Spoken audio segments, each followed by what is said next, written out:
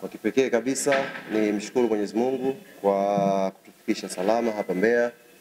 Tumekuwa na safari jana kutoka Dar es Salaam jioni, tumeingia majira kama ya saa 1 jioni kwa saa za hapa Mbeya, na mashabiki na wanachama klabu yetu wanaona namna ambavyo kumekuwa na mechi back to back. Ukiangalia mechi yetu ya Champions League imemalizika siku iliyofuatia, ambayo kwa watu wanaofahamu mpira ilikuwa ni siku ambayo tunatakiwa kufanya recovery, lakini siku hii imetukuta kwenye safari kutoka Dar es Salaam kuja Mbeya. Kwa hiyo uchovu, ratiba kubana ni miongoni mwa vitu ambavyo inabidi wanachama na mashabiki wetu wawe navyo kwenye vichwa na waelewe kiufundi ni nini Mwalimu Romain Folz anapambana nacho kipindi hiki kuhakikisha timu inapata matokeo mazuri. Baada ya kusema hayo, ni ukaribishe pia ndugu yangu Mamaka kwenye kazi ya usemaji, hasa kwenye Premier League. Tulikuwa nao wenzao kama wewe kina Moses William ambao walianza kazi hii wakiwa na mwili kama wewe, lakini baada ya michezo 10 tu Moses William msemaji wa timu ya Pamba nilikaribiana naye kwa maana ya mwili. Amekata weight. Kwa hiyo tukaribishe. Kazi ambayo mchele wa Mbeya imefanya kwenye mwili wako, kuna kazi nyingine kina Pakome pia wataifanya. Kwa hiyo jiandae kwa yote mzee wangu. Lakini kushukuru pia umenipa cha kwenda kuwaambia wachezaji. Toka nimefika huku nilikuwa sijawasikia Mbeya wakiongea. Lakini nimefurahi umenipa kitu cha kwenda kuwaambia wachezaji kwamba wewe unaona wale ni wazee. Jambo zuri hili. Tamfikishia wachezaji wote kama bwana wanaona nini wazee. Na wenyewe wanasema wana mashine ya kufanyaje? Huwezi kurudia. Sawa.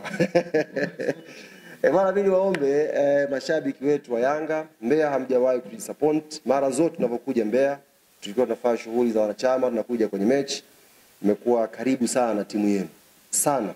Na safari hii tena tumekuja kwenye mchezo wa kwanza wa ugenini dhidi ya Mbeya City, wamepanda daraja. Of course wana mwalimu mzuri, Malali 50, wana timu ambayo ina mchanganyiko wa wachezaji vijana wenye uzoefu. Kwa mechi itakwenda kuwa mechi nzuri na itakuwa mechi ngumu kwa pande zote mbili. Kwa hiyo sisi faida yetu ikawe kwa mashabiki wetu. Juzi mjumbe wa kamati tendaji Young Africans Alex Ngaya alizungumza kauli ambayo inabidi tutembee nayo. Kwa nyakati ambazo tuko nazo, kila mmoja anatakiwa afanye jukumu lake. Sisi hatuwezi kuwa mashabiki wa Yanga wa kuchambua mpira kwenye Instagram. Lazima tuwe mashabiki wa Yanga wa kuisupport timu kiwanjani. Haiwezekani timu inacheza mechi ina mashabiki wachache, alafu mashabiki wanaokuja kutoa maoni wanakuwa wengi. Lazima tuigeuze hiyo. Kwanza tufanye jukumu letu isupport timu kwenda uwanjani, alafu maoni yaanzie baada ya sisi kufanya jukumu letu. Na jukumu la siku ya kesho ni kuja kwa wingi Sokoine. Sauti zenu, wingi wenu, morali yenu itakwenda kuwasaidia wachezaji wetu waweze kuamka na waweze kupambana, tuweze kupata pointi 3 siku ya kesho inshallah. Kama kuna maswali haraka tumalize hili jambo. Sisi hatuzuii watu kutoa maoni. Na ni jambo zuri watu kutoa maoni. Hii ni taasisi ya mchezo wa mpira wa miguu. Na football asili yake ni opinion. Mkishaona mpo kwenye football mnakwenda kila siku hamna maoni, hiyo haiwezi kuwa football. Kwa mchezo tofauti. Football ni mchezo wa opinion. Kwa hiyo si jambo baya watu kutoa maoni. Lakini angalia positive kwenye hayo maoni. Watu wote wanaotoa maoni juu ya Young African Sports Club wanafanya comparison ya Yanga na Yanga. Hakuna comparison ya Yanga na timu nyingine hapa Tanzania. Ni comparison ya Yanga dhidi ya Yanga. Kama Yanga inatakiwa icheze kama Yanga hii, Yanga inatakiwa ifanye kama Yanga hii. Hakuna comparison, na hiyo ingekuwa worse kwamba Yanga inatakiwa icheze kama Mbeya City, Yanga inatakiwa icheze kama Mtibwa. Ikifika level hiyo maana yake kuna mtu yuko juu ya ubora wetu.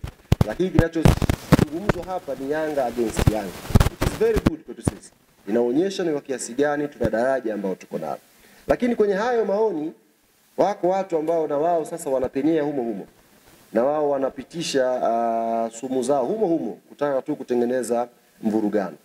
Mimi nakuhakikishia ndugu yangu, Young African Sports Club isingekuwa na viongozi makini, kocha Nasreddine Nabi asingeondoka Tanzania akawa mfalme.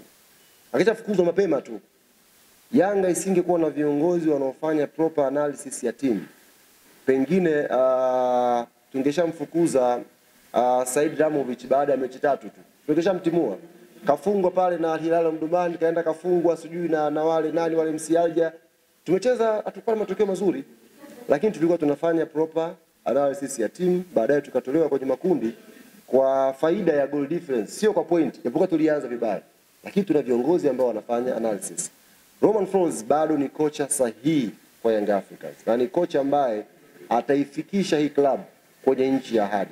Ni swala la muda, na ndio maana kama viongozi tumekuwa tuko makini kwenye analysis zetu kuhakikisha timu inazidi kuimprove kwenda mbali zaidi.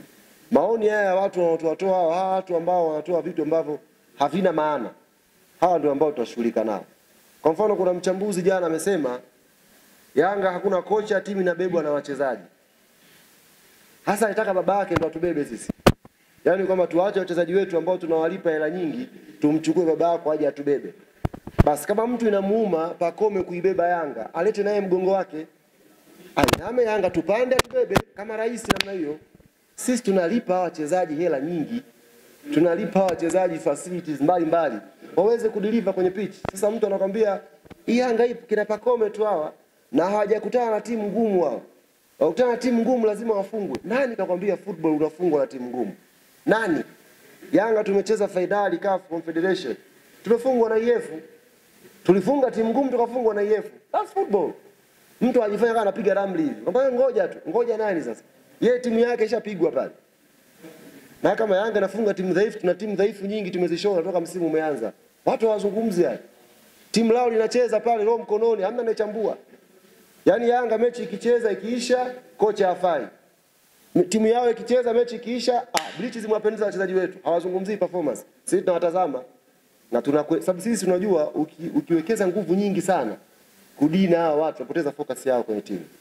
As long as tumecheza mechi zetu sasa hivi, tumeconcede goli moja, tumefunga goli zaidi ya 12, we are happy na progress ya timu na tunaelekea huko. Na ndio maana tumetulia. Mechi ya kesho tunakwenda kwa nguvu, kwa mpango ule ule, tupate matokeo mazuri tena kesho inshallah, timu iendelee kufanya vizuri. Kwa hiyo hayo maoni ya wana Yanga tunayapokea. Lakini tunaona kwenye hayo maoni kuna changanyika pia na dhamira ovu ya watu ambao hawana hoja, wanajaribu tu na wao kuweka sumu zao kwenye chakula chetu. Kwa hiyo hawa watakuwa nafasi. Hii taasisi ni imara na niwaombe wana Yanga watambue mafanikio ambayo tumeyapata kwa misimu minne. Haya mafanikio hayatuletea furaha tu peke yake. Yametuletea pia na hasadi kubwa na watu ndio wanatumia mianya kama hii. Timu inafanya vizuri, tunapata matokeo, tuconcede magoli, tuseme alhamdulillah, tuendelee kuimprove. Bas.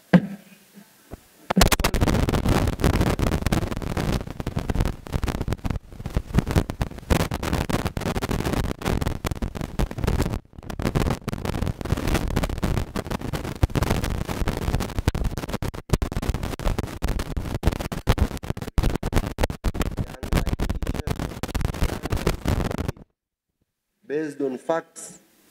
Unajua mpira, mtu mmoja amesema mpira ni mchezo wa wazi, kila mtu anaona. Lakini mbele ya mstari huo mpira ni mchezo wa namba.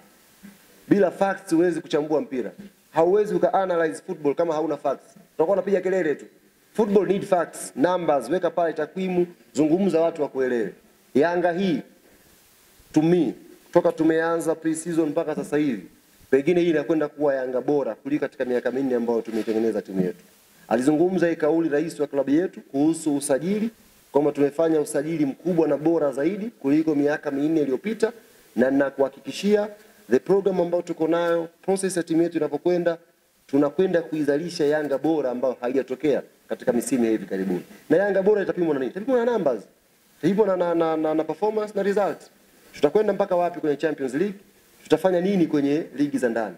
Ndio tutakuja kupima hii Yanga bora. Lakini in terms of team, in terms of plan ambayo tuko nazo, hii pengine inakwenda kuwa Yanga bora kuliko ambayo tumewahi kuwa nazo huko nyuma.